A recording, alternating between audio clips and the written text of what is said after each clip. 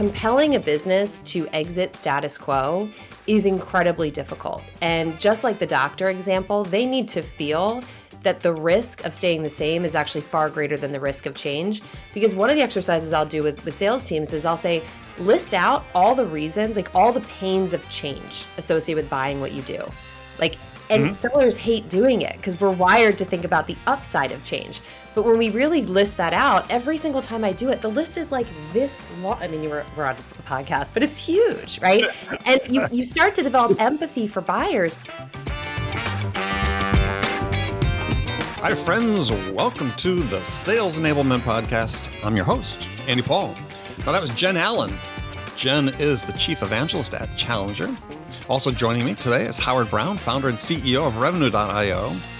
And in this conversation from the archives of the Sales Enablement Podcast, we're talking about the psychology of the dreaded no decision, which is really a misnomer because when the customer sticks with the status quo, that is most definitely a decision they're making, and it's not a good one. We dive into the root causes of the no decision and what you can do as a seller to ensure the buyer makes a purchase decision.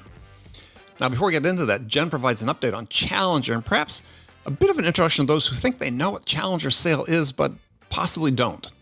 So we get into all of that and much, much more. Before we get to Jen, I want to remind you to subscribe to this podcast on iTunes, Spotify, or wherever you listen to podcasts. So thank you very much for that. Let's jump into it. Jennifer, welcome to the show. Thank you so much. I am absolutely so excited to be here. Oh, we're excited to have you here. And Howard Brown is joining us as well. Howard, we're always excited to have you join us too.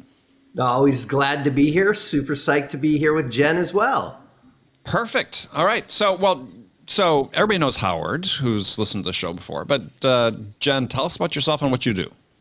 Sure. So I am currently the Chief Evangelist at Challenger Inc. Lots of people know the Challenger sale or the Challenger customer. We're the organization that helps companies implement the model.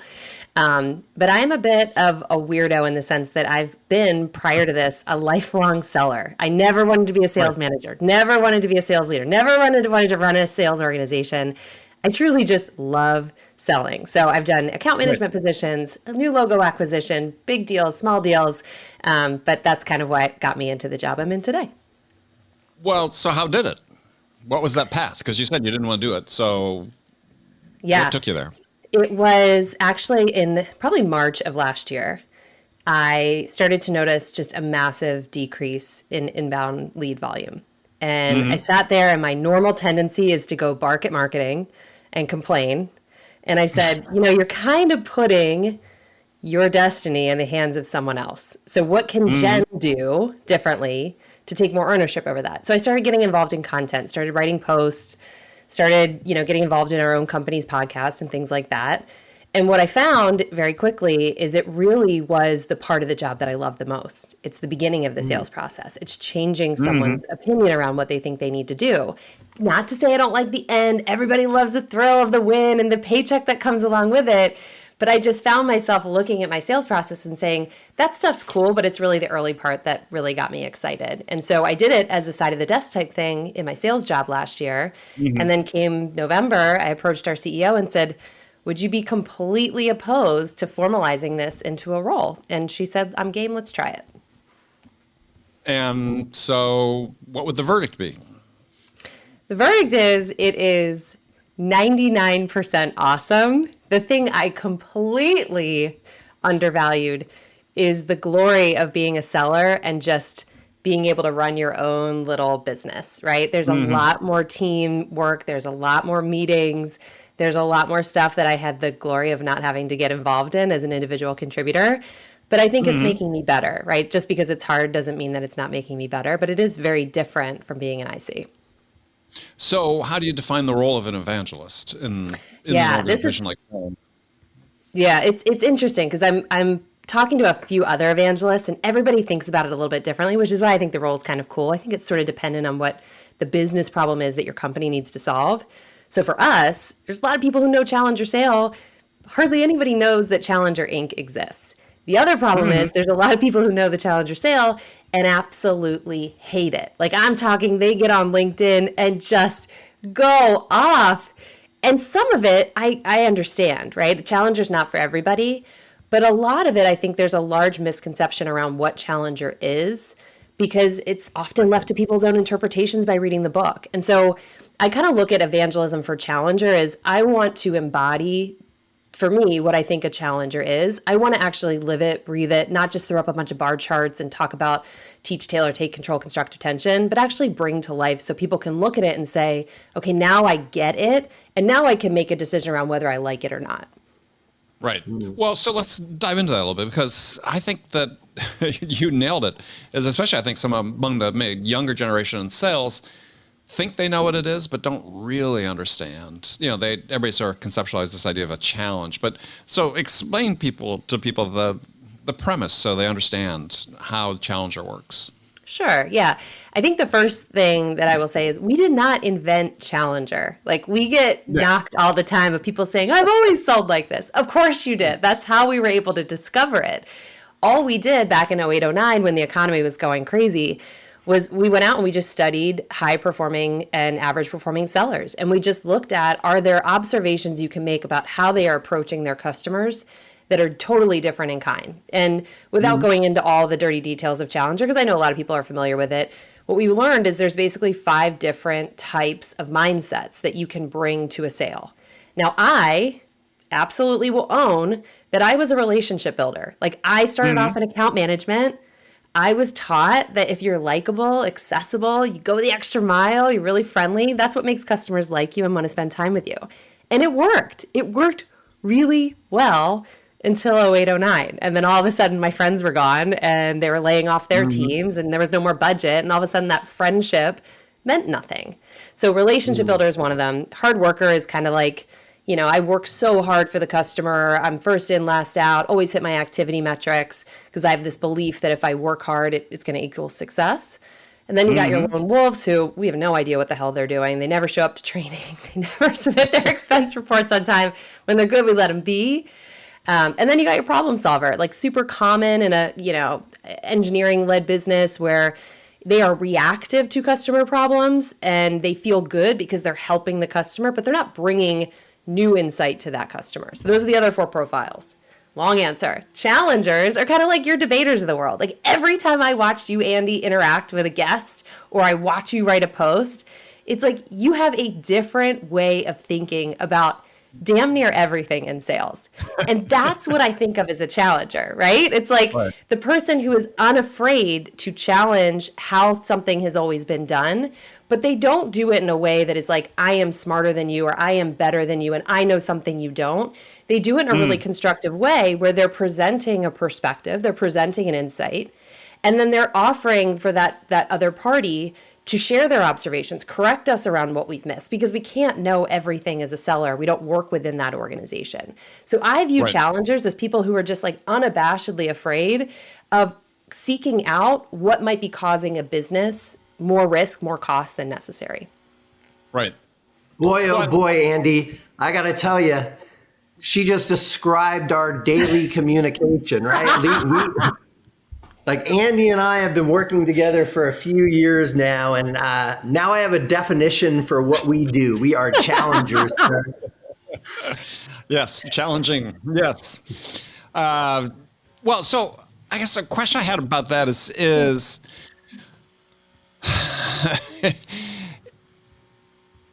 does a challenger sort of sit alongside other sales methodologies?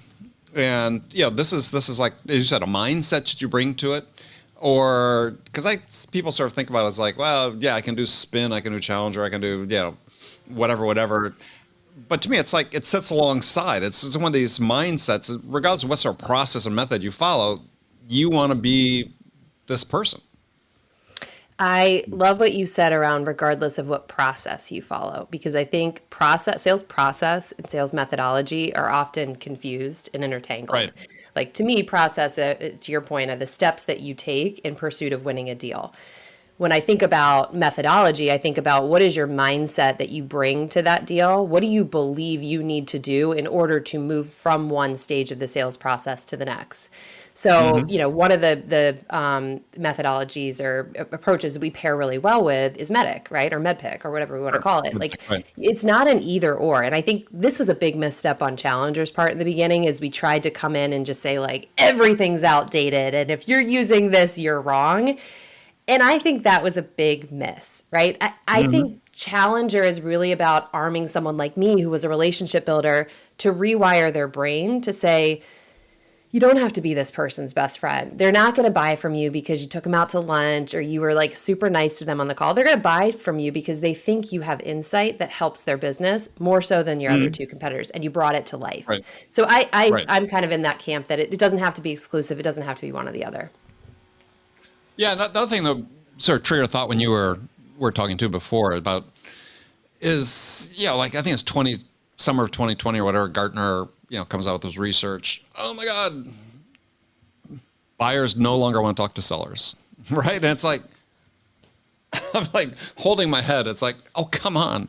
It's, first of all, buyers never want to talk to sellers, but if you can bring the value, they need to talk to you, right? They need the perspective, they need the questions, they need the challenges, and self-aware organizations know that.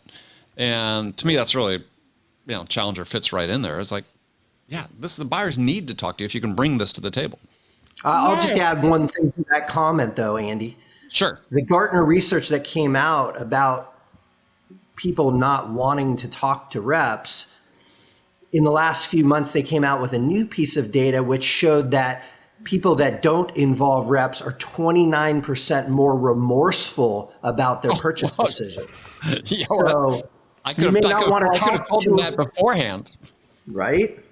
Yeah. Sorry, Jen.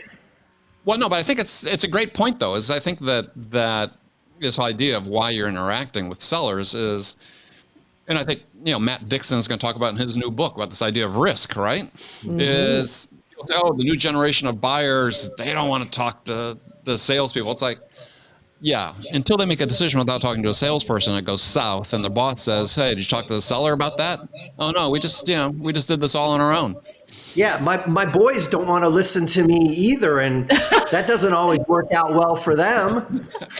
No, it's so true. It's the same issue I take with people saying like cold calling is dead and emails are dead and social is dead. It's like, what's dead is bad stuff, like bad tactics, bad salesmanship, bad emails, bad cold calls will never be resurrected. Like buyers have the option now to ignore that stuff, but I'm with you. Like there is an absolute need, probably more today than ever before, because the decision, like the weight of those decisions, the potential impact, the risk of those decisions is greater, but it means that we have to show up differently. Like a buyer doesn't need me to call them and say, here's what Challenger's training looks like. They have eyes, they can Google it. It's all information that's out there. They need to make sense of like, who is going to have a hard time adopting this? Like, where is this thing going to go off the rails? What am I not seeing on your website because you're not going to put that out there?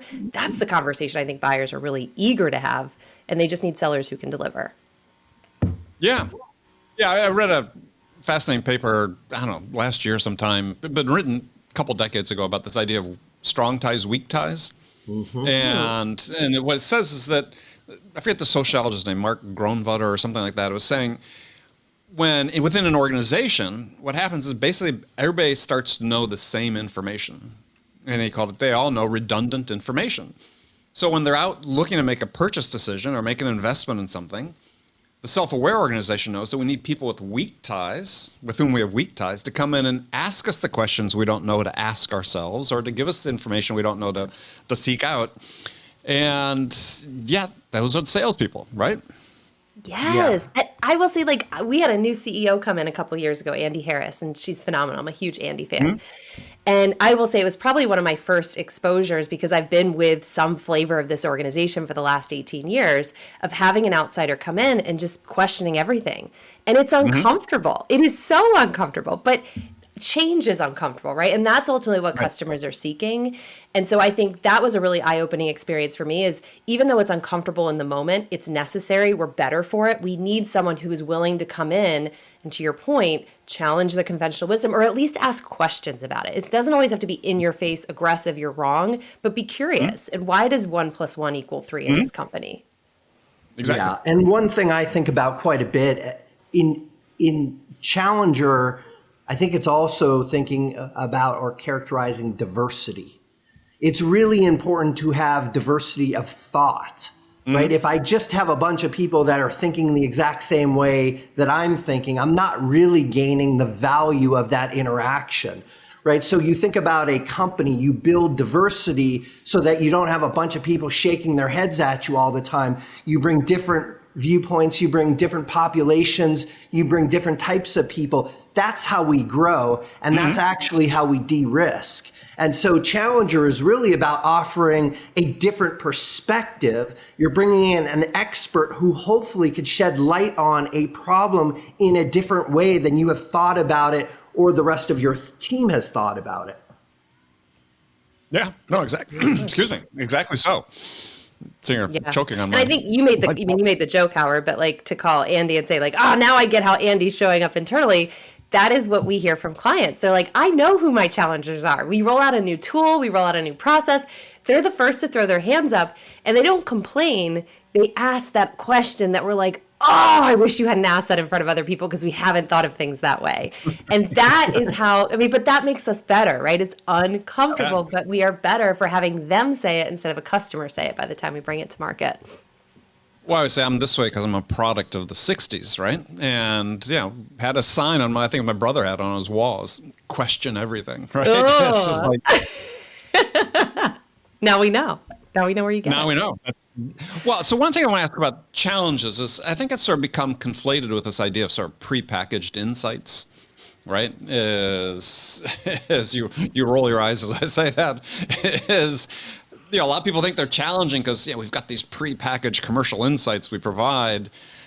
And sure, there can be value for some of those, but I think the challenge comes from being in the moment and listening and really understanding what the buyer is concerned about and their challenges, and having some sort of insight that's contextual for them, not something you've brought along. I'm going to pause this and just listen to you say that over and over again and play it for all of my prospects, because that is probably the biggest misstep I made. Before I was trained in Challenger, I had just read Challenger. I interpreted it as, okay, now go take all of these insights we have as a company and go shove it down everybody's throat who will listen. Right. And what it resulted in is first calls where I was talking a lot and second calls where they never showed up. Because why would we? Why? No one wants to be talked at. No one wants to be told other companies like you. We immediately get our defenses up. Right. It's like, well, I'm different because. And so what I've come to appreciate is a word that you said is, I think, our best friend and often our least accompanied friend is listening. Right? We have to enter into that conversation with not just a perspective about their industry, but a perspective about their company. And we have to shape that by saying, here's what we've learned with other companies that are pursuing something similar. However, I do not work at Acme Company. This is only what I've been able to identify as an outsider. What have I missed? And I think it's so critical that we do not come across as arrogant and I'm going to tell you what you don't know. I remember I was reading the other day, you may have seen this, there was this post that blew up on LinkedIn where a CIO was like, if I have one more cybersecurity rep come in and try to teach me about cybersecurity risks, I'm going to lose it. And that to me is like a misapplication of Challenger, right? It's having a conversation, it's expressing curiosity, it's listening to what we don't know instead of presuming that we know everything. Yeah. Learn it all versus the know-it-all. Oh, I like that. Yeah. Yeah. Well, I mean, I think that's, I don't know, I think I told Howard the story once is, and I'm interested in your perspective on this because, I've sat in presentations where like even investors, was presenting to this group of CEOs saying, here's the method to hire challengers. And as they were thinking they were going to scale the organization purely based on identifying this type that seems sort of mythological. And I was just wondering, how do you advise companies about what are you looking for in people to hire that can best adapt to the challenger? Yeah, this is such an interesting question. I think candidly, our organization is revisiting what we advise clients to do and rethinking it. So one thing I will say is you will not go out and just find this mythical unicorn of like all of these challengers just sitting there waiting to be hired. In fact, more often than not, people have, if you think about the 5 different profiles, if you scale it from 0 to 100, like I might show up as 40% relationship builder, 45% challenger, and whatever the remaining something else. It's not like you're all or nothing, which is another beef that people have with challenger, right? I can be a good relationship builder and challenge. It's not mutually exclusive. But I think the number one thing, like let's say if I was running a sales organization, which I'm not, but if I was and I was hiring someone, what I would do is I would give them an opportunity, I would give them an account, and I would say, what is it that you think, A, this company is trying to achieve? To understand, can they go out and research an account on the right things?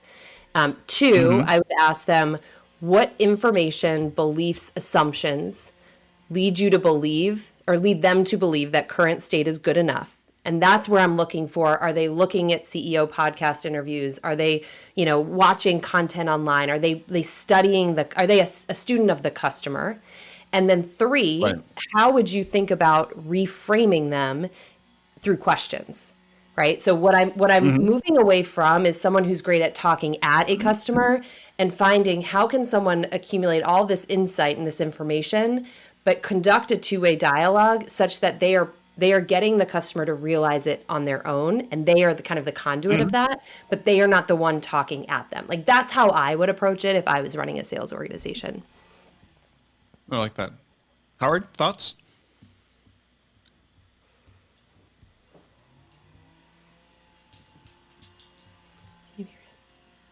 Yeah, Howard, you're muted. You're muted, Howard.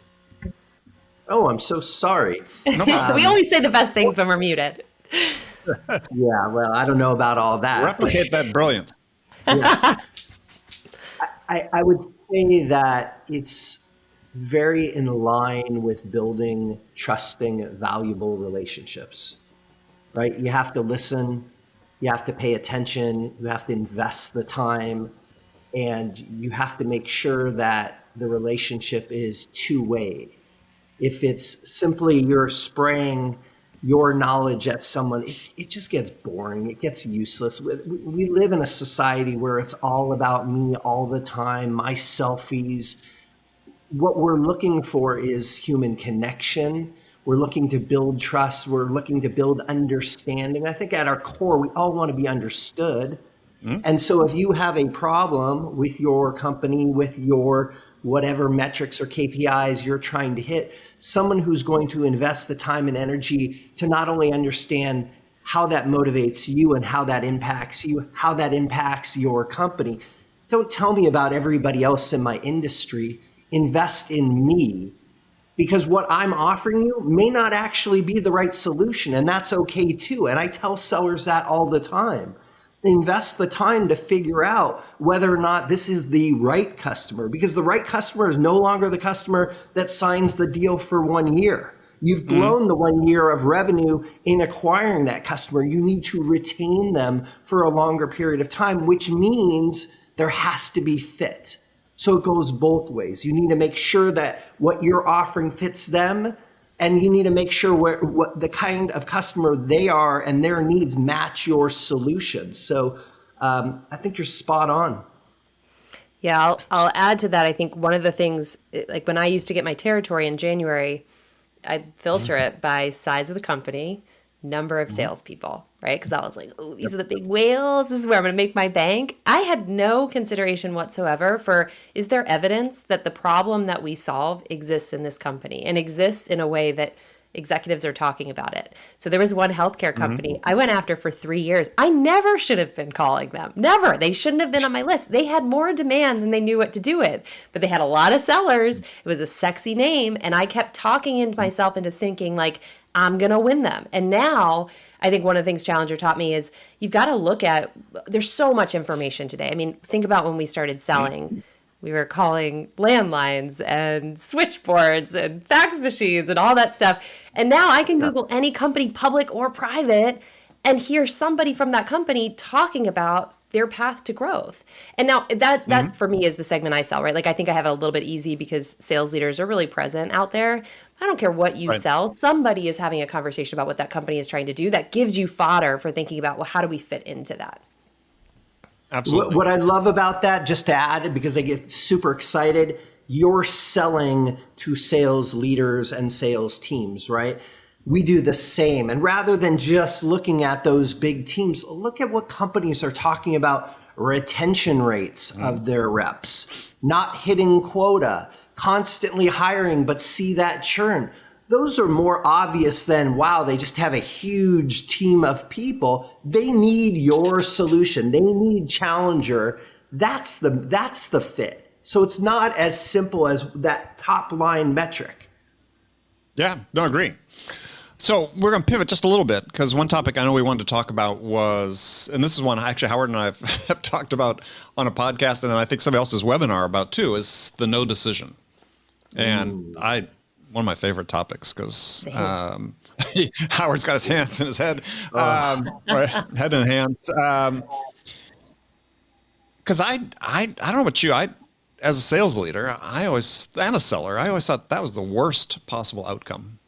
I would rather have lost a deal than invest a lot of time and have it come to no decision because it meant that I failed, right? There's one thing about failing, about not winning a deal. I could have maybe fought the good fought, but I just flat out failed if the customer doesn't make a decision. I was curious on your thoughts on that, Jen. Oh my gosh, this is my favorite thing to talk about because I have lost so many winnable deals to this, right? And I'll tell you, this is where the mindset thing really jives for me, which is my mindset when I first started selling Challenger was I'm going to go show everybody who takes my call how cool Challenger is and why Challenger is better, right? And everything I said in a call was in pursuit of proving Challenger is better than what you're doing today. Now, that's my experience. If you're selling garage doors and associated technology, same thing, right? This is why our door is better. This is why our AI service is better. It's my least favorite word in sales now because I think it's the number one word that led to a lot of my status quo no decision deals. Because what I failed to realize is people don't always want better. Like, good in most cases, especially in markets like this, is damn good enough, right? And there's this analogy I use all the time, which is last year, I stopped going to the gym. I was never a gym rat, but I would go 3 times a week because I knew it was good for me. But with COVID and with work getting busy, I just stopped going. At the same time, I'm reading all of these things in my Instagram feed. I'm reading, documented articles from reputable places saying, you'll have less anxiety, you'll sleep better. And I'm looking at it and I'm saying, I have anxiety, I'm not sleeping well. And I'm still not changing my behavior, right? Because not going to the gym didn't feel like it was going to cause any sort of like massive pain. I knew it wasn't what I should be doing, but it was fine. And I use this example of like, if I had gone to the doctor the next day and they said, Jen, you're going to have a heart attack if you don't go to the gym. All of a sudden there's a cost to my behavior. And that's what actually drives me to change. It's not that going to the gym will make me feel better. It's going to the gym is going to be my recipe for not having a heart attack and having to explain to my fiance and the kids like why Jen's no longer here. And it was like I'd never thought about sales like that. I was always thinking my job is to show why I'm better. And so that was, to me, one of the most eye-opening experiences is my job as a seller is not to show why it's better. My job is to show the cost of an action. What is the cost of the status quo before I ever start going off about what I have to offer and what that looks like? Yeah. Well, wait a minute. I'm like, if you look at Jen, she's maybe 25 years old. So the idea of a heart attack and like not going to, what are you talking about? Like 20, like really? Somebody's worried about you having a heart attack here? 40, my friend, but I'm going to totally take that compliment and ride it to the weekend. Thank you. You should. Yes. Sorry, I got sidetracked. You blew me. So change management, right? Like everybody is concerned that change is hard and it's going to take a lot of effort. And yeah, better's not good enough. Like I'm not going to make change because I'm going to be better. That's too much pain, not enough gain.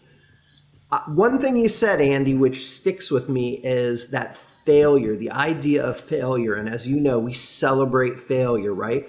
I am okay with no decision if you can list what you did wrong, where your failure was that led to that no decision. Learn. I want you to have a bunch of no decisions, but you better have the reason that came up with no decision So now let's get through it. Let's get through all the no decisions. If you can't learn from one of your other managers or leaders or one of your coworkers, fine, but do it once. Lose because of no decision because of X once and move on. Yeah, I think Nelson Mandela said, I either fail or I learn. Yeah, I get frustrated by how many actual status quo decisions are labeled as price or product, right? It's like, because to say no decision, to your point early, Andy, is like, I failed.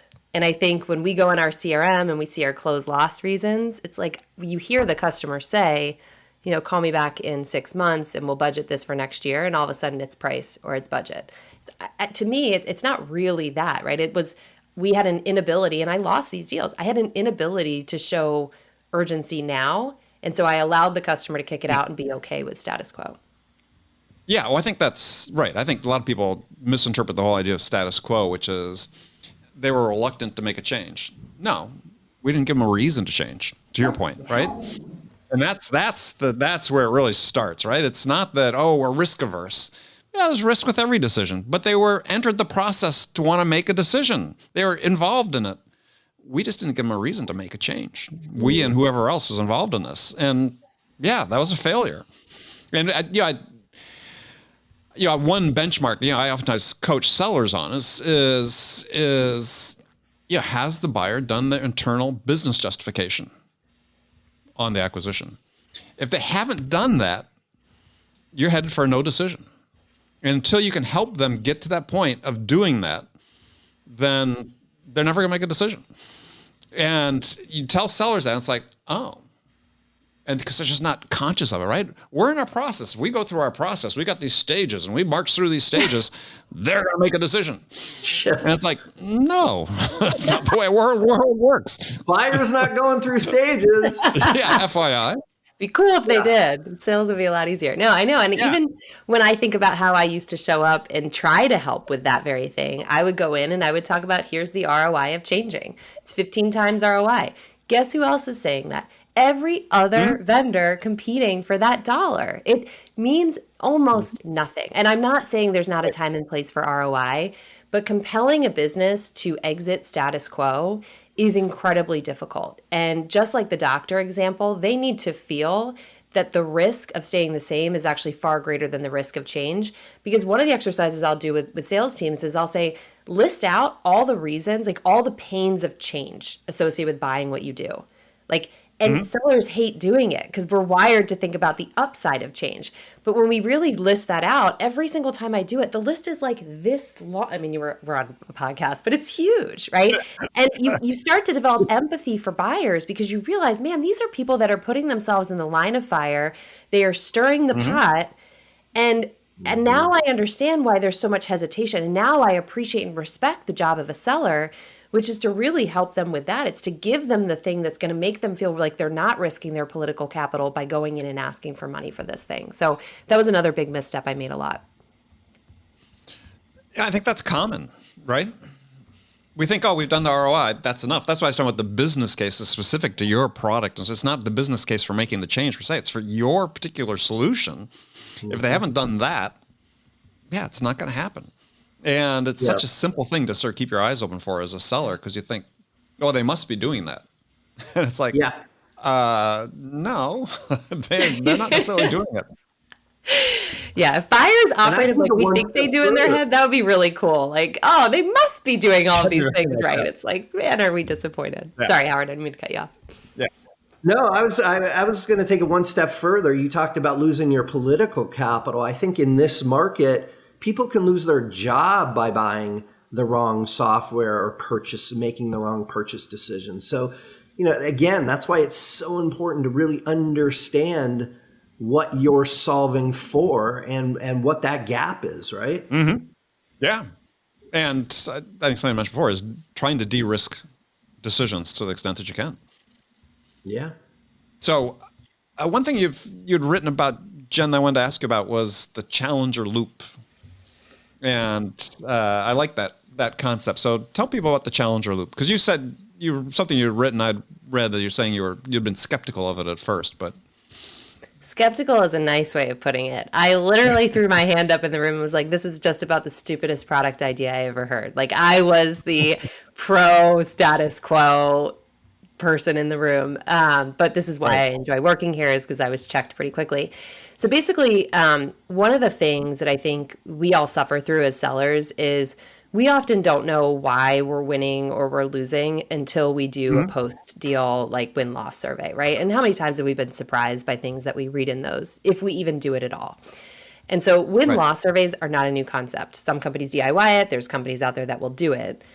But part of the problem is it's a little bit too late, right? So if I'm a seller and let's say I finally get that FaceTime with the buying group, right? And I'm having a conversation with them on the need to change.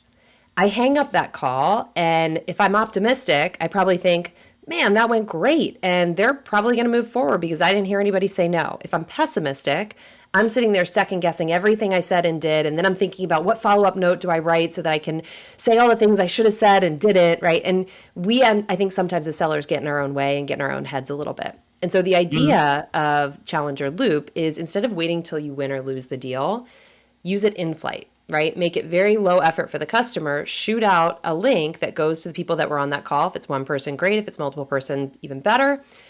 And ask them a question about the sales experience they received. Now, why I was so skeptical is I thought, who on earth is going to want to fill out a survey? Like, we as humans hate filling out surveys. I hate them. But then I realized, and this is where they checked me, which I appreciate, which is like, there's a lot at stake for that buyer. There are people, I bet, who have wanted to buy Challenger, but I failed to deliver the sales experience they want. There were probably people who said, she ran me through a slide deck, and I wasn't looking for a slide deck. I wanted a conversation. And because I didn't open that door, right, they may have gone and explored to other people. Now, if I at that time had sent them a survey asking about the quality of the sales experience, and they could say, Jen's nice, but all she did was just run Challenger's research through me. Like, I wanted a conversation she didn't deliver. Now me, my manager, get those results, and I can game plan, what do I do to save this? And the thing that really got me with it is, like, I cringe at how many deals I think I probably could have had a different outcome on had I been able to have that type of insight from the customer instead of my own perception around how I thought it went. So that's kind of Challenger Loop. Yeah, I mean, I love this idea. I mean, I call it an NPS for sellers, and Net Promoter Score. And yeah, I mean, I worked for a manager early in my career that we did this sort of scorecard for every interaction, every call we had with people. And it was hugely valuable, right? Because you're staying on top of what they're thinking about that experience in real time. The one thing I would add. Yeah, go ahead. Oh, sorry. The one thing I would add is I think the goal should also be to align the rep to that survey result so that they don't have to have a 1 hour discussion with the prospect and not check in. I think we can learn to check in periodically and ask people, are you getting what you want out of this conversation? I think people are somewhat afraid to do that, but I think checking in, you're investing a lot of time. Like, do periodic check-ins. Is this going the direction you want? Are we following the agenda? Are we on course? Are you getting the value? And I like the idea of the loop. My goal is to integrate the loop into the sales process so that they get comfortable asking for that feedback as well. Yeah. Yeah, and I think I don't know how many questions you have in the loop, but I mean, if you can ask 2 questions probably and get a lot of what you need and make it really low. How many questions are there in the loop? Yeah, so it depends. There's like a status quo where you think your deal is at risk for status quo. You're going to keep those shorter, right? Because you haven't really earned the right to ask more questions. So that's a 2-question survey. The actual post win loss, you get more of a right to ask a few more questions. So I think it's also just dependent on the situation. Or I'm a big believer in it should be going out, like if it were my way, every single first sales interaction would get a loop survey, because I think you learn so much from that. And imagine you're a manager, right? You're looking at a dashboard and you can see your sellers plotted. You can see the different feedback points. And then you can see as a manager, man, I got to coach my team over here. I'm thinking it's a negotiation problem. It's actually, we don't sound any different to our competitors. And so that's why we have to compete on price. And that's why we have to discount. Like, to me, when I have played the manager role as like on a coverage basis, the hardest thing about it is like, how do I add value to a team of 5, 6, 7, 8 people that I can't sit on every call? So I also think like in partnership with a tool like a Gong or, Chorus or whatever the case may be, it just is arming your managers to be more effective. She means revenue.io. We can edit that. I'm sorry.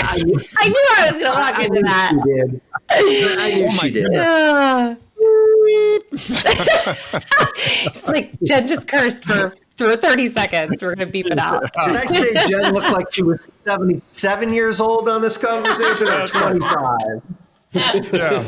Yeah. We can edit that in too, Howard. Yes,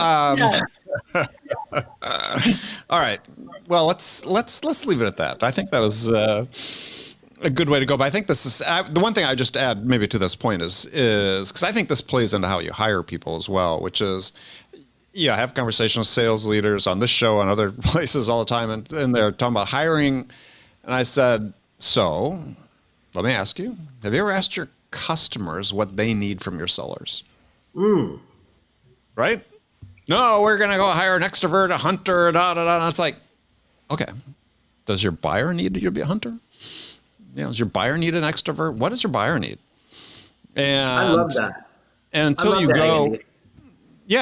you go ask them, I mean, they're hiring us to do a job, right? I mean, I'm a big believer in the jobs to be done theory.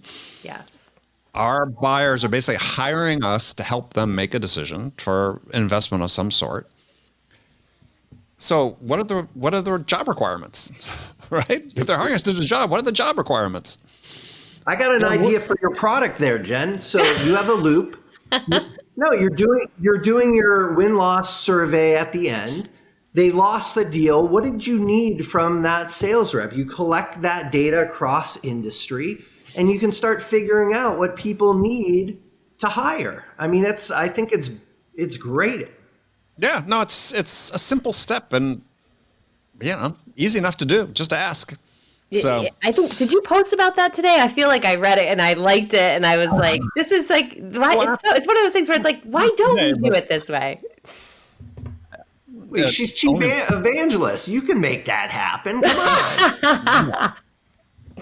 But I think honestly, that's where I go back to like the original research with Challenger actually wasn't on sellers. It was on the customer. And it was very clear. Right. We've continued to study it. And it's very clear what customers want. They want everything you just said. They want people that are going to help them think through the process. They're going to they want the people that are going to help them see around corners and pitfalls. And what are all the ways this thing goes off the rail? Like what did not pop in that survey is someone who is an expert about talking about their product features and benefits. We all know this, right? Yeah. We know that's not what today's customer needs. And that's why I think, to go back to your initial point, Andy, when you see this data around like customers want a self-led journey and they want to just buy digitally, it's because they don't want the alternative of being thrown into someone's process. And I will say, the last thing I'll say on this is, this has been the most eye-opening thing in this evangelist role is when I go out and I talk about not necessarily Challenger, but the sales experience and kind of what great sellers are doing. It is astounding to me how many C-level people will come into my LinkedIn inbox and be like, I want to talk about this. I'm like, we have a website with a lead form, right? And they're like, I don't want to be thrown into somebody's sales process. And I get it. Like nobody wants to show an inch of interest because they know that, especially right now, we're, groveling all over it. And so I think about this world, hopefully in a few years, if not sooner, where all sellers are showing up like that. All sellers are not trying to push their product down their throat or forcing us to be extroverts, but like we're just really intellectually curious and interested in helping the customer solve their problem instead of just slinging what we've got to sell. But maybe that's the ideal. So my acronym for me, it's been sort of the ideal candidates in most jobs I've been hiring for. It's COMPS, C-O-M-P-S, curious, open-minded problem solver. Love it. That's what we want. Love it. Yeah. They're not the know-it-all. They're the learn-it-all. They're open-minded to knowledge. They're intellectually humble. Excuse me. That's what you want. That's what buyers want. I think that's sort of based on my conversations, but we'll explore. We'll find that out. I love it. Jen, I think it's fun. All right. Well, thank you for joining us, Howard. As always, pleasure to have you here. Sir. Thanks, Jen. This was fun. Yeah, and we'll look forward to doing it again. It was my pleasure. Seriously, a big pinch me moment to be on here. Thank you both so much. Okay, friends, that's it for this episode. First of all, I want to thank you for taking the time to listen. As always, I'm so grateful for your support of the show. And I want to thank our guest, Jen Allen, for sharing her insights with us today. And as always, I want to thank you for investing your time with me today. Until next time, I'm your host, Andy Paul. Good selling, everyone.